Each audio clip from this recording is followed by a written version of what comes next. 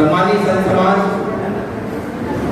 निश्चित रूप से ये हम सब विचार और मंथन करने की आवश्यकता आज पड़ चुके हैं कि हम सब पूरे छत्तीसगढ़ में सतनाम के मानने वाले सद्गुरु घासीदास बाबा के अनुयायी के रूप में लाखों के जनसंख्या में हम यहाँ निवास करते हैं।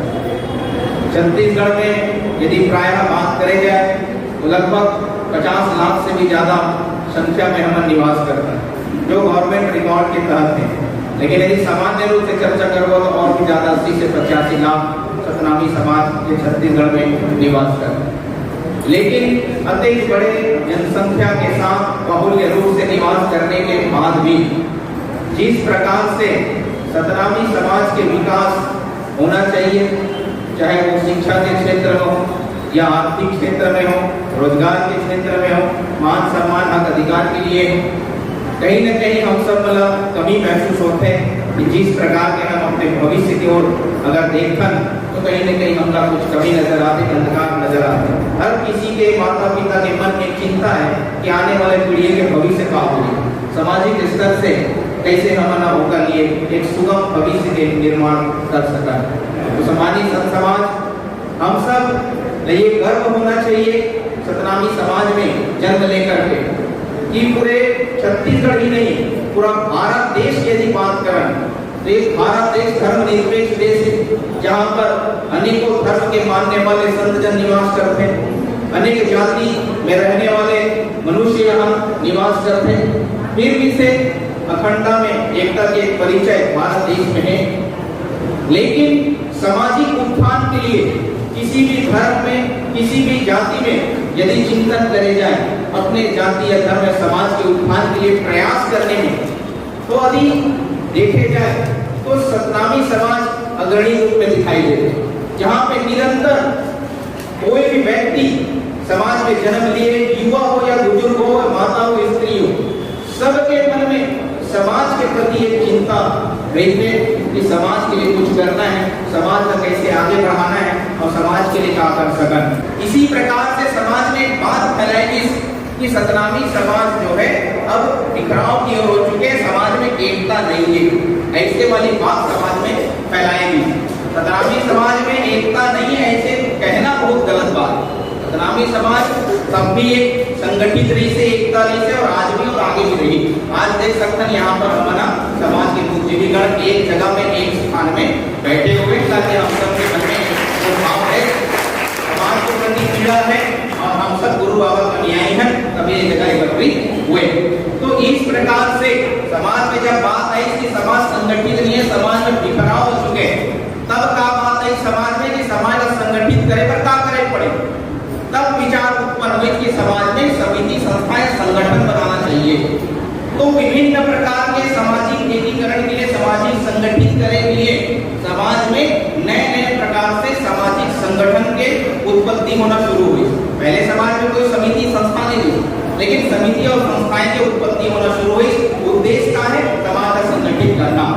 लेकिन हम ये बात समझने की जरूरत है कि आज देख सकते हैं समाज का संगठित करे के खातिर उद्देश्य लेते हुए विभिन्न प्रकार के लगभग छत्तीसगढ़ में 17,000 से भी ज्यादा सामाजिक संस्थाएं आज रजिस्टर्ड है, जो पंजीकृत संस्था है। उद्देश्य का समाज को संगठित करें। लेकिन समिति, संस्था हम बनाते तो हमन का करते कि हम समिति जो बनाए हैं तो समिति को चलाने के बजाय, संगठन को चलाने के बजाय हम समाज को चलाना शुरू कर देते। और जेकर वजह से जितनी भी समिति, संस्था आज तक बने हैं, वो जे उद्देश्य के खातिर वाला बने हुए वो पूर्ण रूप से सफल नहीं हो पाए। कुछ दिन तक, कुछ सालों तक आगे बढ़ते हैं, लेकिन जितना सफलता प्राप्त होना चाहिए वो नहीं हो पाए। काबर की वो समिति या संस्था का संचालन करती तो जरूर आगे बढ़ती, लेकिन समिति और संस्था के आधार से, ओकर माध्यम से वो समाज का संचालित करना शुरू कर देते, जेकर वजह से वहीं पर वहाँ फेल हो जाते या खंडित हो जाते। कारण की सतनामी समाज एक सागर की तरह है जो विशाल है। अब ये विशाल जो समाज है इसे संचालित करे के लिए एकरे से निकल कर एक छोटे तालाब की तरह गठन करता है और सोचने कि वो तालाब में पूरा सागर समाहित हो जाए, तो ये कदम भी संभव नहीं हो सके। एकर वजह से कोई भी समिति, संस्था आज तक के पूर्ण रूप से सफल नहीं हो पाए। एक पश्चात हम देखें कि समिति में संस्थाएं बना बना करके हम समाज का खंड खंड में बांटना शुरू करें। अब सही मायने में समाज में बिखराव की स्थिति अब उत्पन्न हुई, जहाँ पे हम समिति और संस्थाएं बनाना शुरू करें। काबर की छत्तीसगढ़ में हजारों प्रदेश स्त्री समिति जेकर अनेकों प्रदेश अध्यक्ष बन गए, अब वो अध्यक्ष बन चुके, तो वो ओकर साथ काम नहीं करना चाहते, ओकर साथ काम नहीं करना चाहते। अब हर समिति में किसी में 10, किसी में 50, किसी में 100, किसी में 1000, 5000, 10,000, एक से ज्यादा सदस्य नहीं है किसी समिति में। अब ऐसे कर करके हमारा जो 50 लाख समाज में वो खंड खंड में बांट करके रख दिए। काबर की वो ओकर साथ काम नहीं करना चाहते, वो ओकर साथ काम नहीं करना चाहते।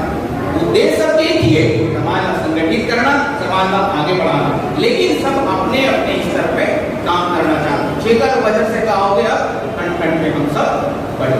एक पश्चात आज हम देखकर धर्म के स्तर पे तो कहीं न कहीं समाज में कड़ियार पंडितों की बात, समाज में हजारों आज कड़ियार है जे मना सतनाम धर्म गुरु बाबा के जो विचार है संदेश है बाणी वाला घर घर तक चौका मंगल विभिन्न माध्यमों से पहुंचाते। ये मन मार्ग से भटके हुए चलो वो संगठित नहीं हो पाई, लेकिन जेमन स्वयं एक संत बनकर के समाज का सही मार्ग दिखाए के प्रयास करने वाले संतों के कोई संगठन होती, लेकिन सारे कड़ियार पंडितों में भी किसी प्रकार की एकरूपता आज देखे नहीं मिला। यहाँ तक एक वाणी और संदेश में भी एकरूपता नहीं है, कुछ अलग बताते, कोई अलग इतिहास बताते, कोई अलग वाणी बताते, सब में भिन्नताएं नजर आते। कोई चौका मंगल आरती सत्संग करने वाला है, सब में भिन्नताएं। इसी प्रकार से समाज में साधु संतों की उपस्थिति है, जब आसन परिवार के रूप में संगठन चलाते, घर घर में गुरु गद्दी आसन लगाने वाले। इनका भी बात करते हैं, साधु संतों में भी एक रूपता नहीं है, केवल अपने अपने स्तर पे काम करत, कोई होकर संस्था के होकर साथ ये कर साथ जुड़े वाले होकर साथ जुड़े वाले तो होकर अनादर करत होकर चुगली करत होकर होकर अपमान करत। तो इस प्रकार से साधु संतों में भी हम बटे हुए। एक पश्चात देखें कि समाज का गुरु की बात करेगा तो गुरु मन लगे समाज में अपने अपने गुरुओं में बांटना शुरू कर देंगे, मोर गुरु होकर गुरु ऐसा वाला वैसा। इसी प्रकार से बाद में राजनीतिक रूप से भी हमारा बढ़ चुके हैं, कोई एक पार्टी वाला वो पार्टी वाला वो पार्टी वाला। लेकिन इस तरह से समाज का धीरे धीरे धीरे करके षड्यंत्रकारी समाज के अंदर घुस करके समाज का खंडित करने के इस तरह से प्रयास करेगा।